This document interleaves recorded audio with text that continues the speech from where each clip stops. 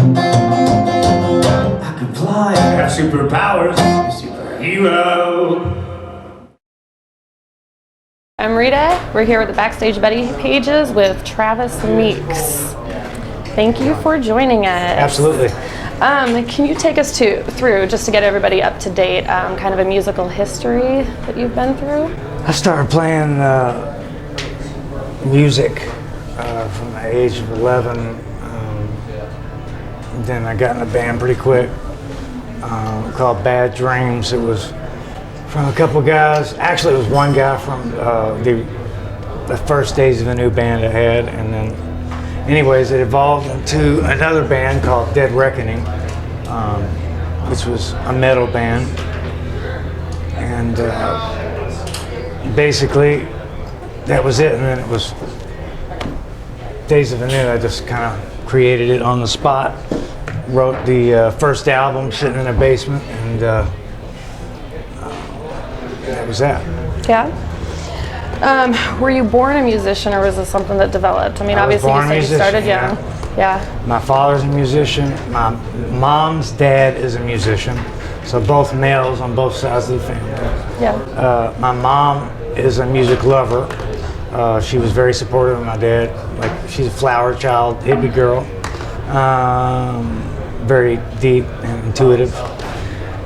And my grandma is a piano player. My mom's mom, my other grandmother, was a jazz lounge singer, you know, like Ethel Merman type shite. So, yeah, there's a lot of music in the family. Yeah. What do you think your influences are musically? Like, was there a certain band growing up that really caught your fancy, or? I kept evolving, basically.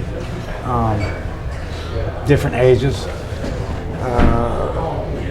It was a spiritual growth, basically. The more my spirit grew, I went through different stages of music, and now, a couple years ago, I went off and bought all the records that I've ever listened to from 4 or 5 years old. So I've got the whole collection. I don't care if it's Michael Jackson to Stryper to Motley Crue to Guns N' Roses. I bought it all, and I listen to it, and I'll go, oh wow, I got a melody from that, you know, a little doodle or something, because it got stuck in my head, or you know. But right after I was cutting the Orange album. That was my first record that was released in Nashville, Tennessee, and I discovered Dead Can Dance, and I had an image very similar to that I was trying to go towards, and once I heard that, it like gave me hope and clarity of like a direction for myself that I could do something that was original on my own. And it's been really tough. It's tough these days because it's like the world is the opposite of that. Yeah. Yeah. And can you take us through like your writing process? That changes. It's very personal, you know. It's like you said, you get inspired by maybe an album you're listening to, or yeah, you know, writing. Honestly, I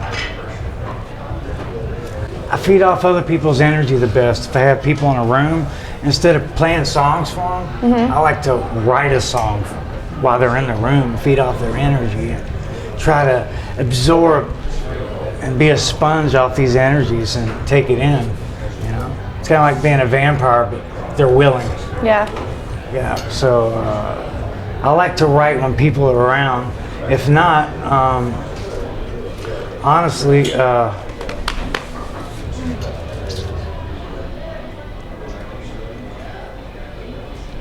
when I haven't had sleep. Yeah. Yeah. When I haven't had sleep, I get this kind of delirium mode of this energetic mode where my OCD is set to the side, my normal brain functioning patterns are set to the side, and I get in this other way of thinking that, enables me not to think so much. Yeah. You know, because when you're writing, you can't. It's like you gotta shut yourself off to allow all the energies to come in, so you can Create. Yeah. Yeah. Because if you try to control it, it doesn't work. It doesn't work very well. So at least that's my experience. Yeah. Can't speak for everybody else. With your albums, the self-titles and then pulling the colors in with them, also the tree being on the albums, what is symbolism to you, and how big of a part has that been in the music writing? You mean, what is the tree? Well, symbolism in general, like I know colors can be symbols to people, or the tree. The tree, yeah. Well, the colors, that was an evolution, you know. Like the first record reminded me of a Western vibe. Second record kind of reminded me of a Celtic vibe. Third record was supposed to be kind of like a Phantom of the Opera vibe.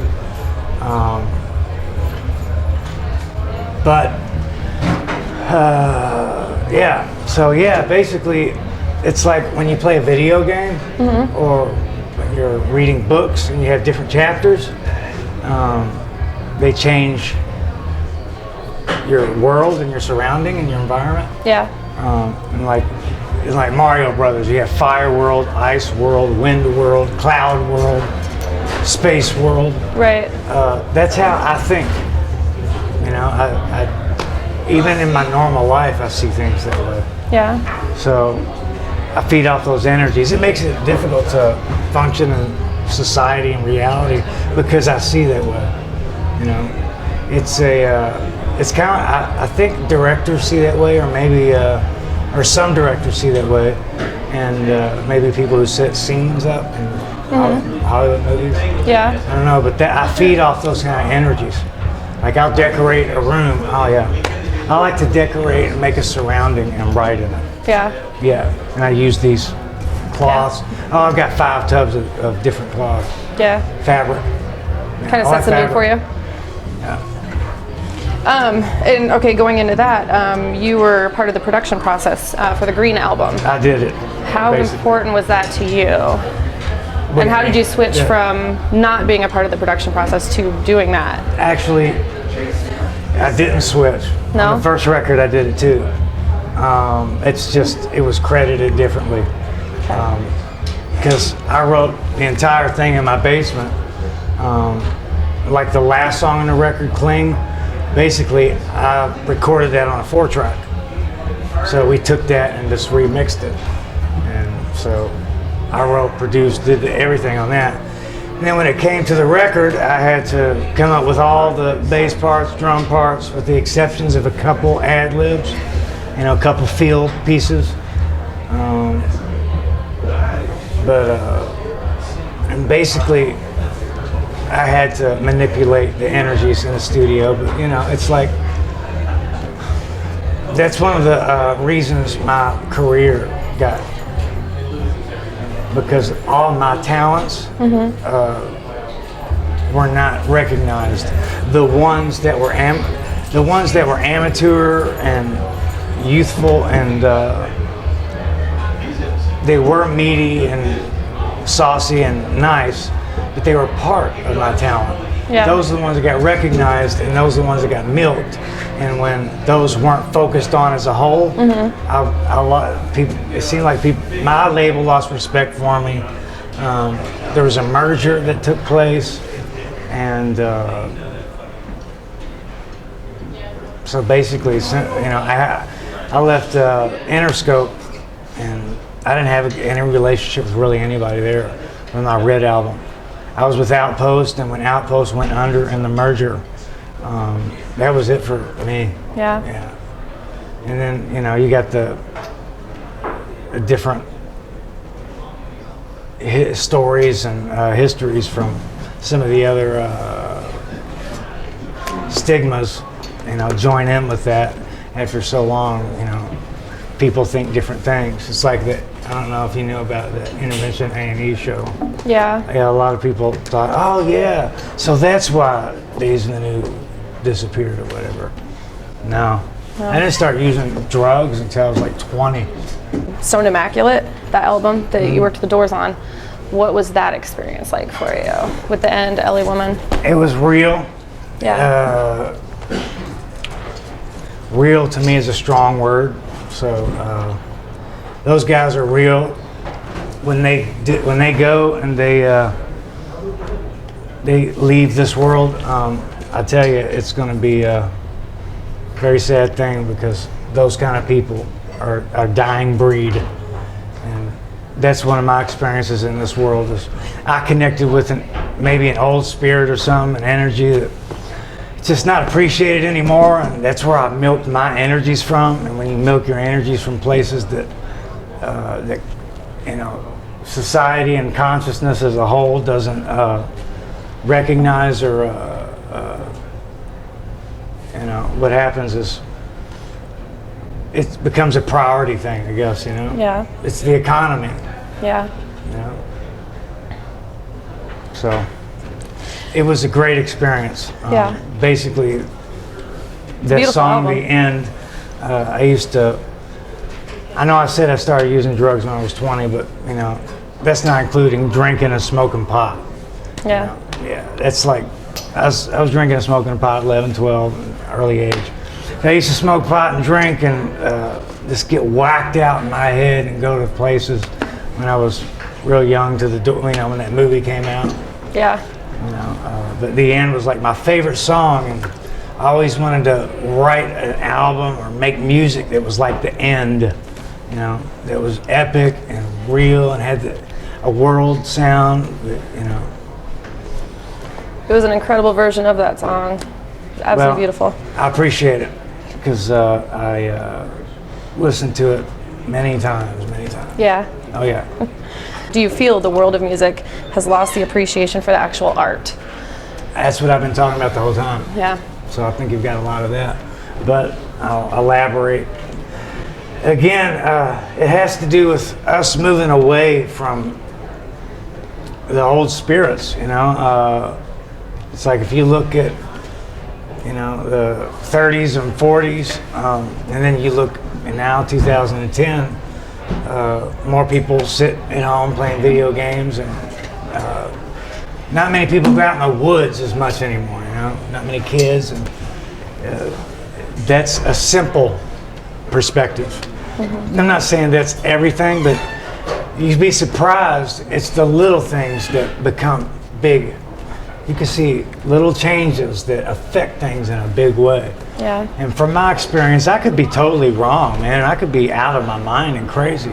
But, you're asking me what I think and what I've picked up on things. And, yes, I have got my ass kicked, as an artist. I haven't been booed really bad like the Ramones or anybody. But, Yeah. I've had my fair share of taking my beating for my art, though. Yeah. Yeah, I know this is personal, but the IRS has my royalties. I can't sit around. I have to tour. So, I have to work. And I've never really worked a job. And when I tried, it was like moving mountains for me. Couldn't focus. Like a typical 9-to-5 type job? Yeah, I tried. I tried to work at a car wash. I tried to lay sod. And I tried, I worked in a music store for 1.5 years, but all I did was I would polish the guitars and then I would play them. And I just messed with the instruments all day, pretty much. And they fired me. But it was cool because I wrote a record in the process. So, Yeah. But this is a lot of hard work, It is. Touring? Oh yeah, the whole, everything. Dealing with music as a whole.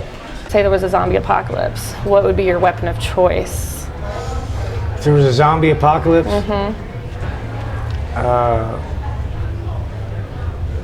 it's interesting because I've just been playing Undead Nightmare. It's a Red Dead Redemption. I don't know if you're familiar with Red Dead Redemption on PS3. Heard of it, yeah. It's a Western world with a guy that's on a horse and you can ride it. It's like Grand Theft Auto in the old Wild West. Yeah. But they have a gun that shoots and the bullets explode. Yeah. So basically, if there's a zombie apocalypse and it was the cliche term of getting rid of their head, a gun that I guess I could hold a lot of ammunition. Yeah. That I could make them explode, so I wouldn't have to worry about their head. Right. Yeah.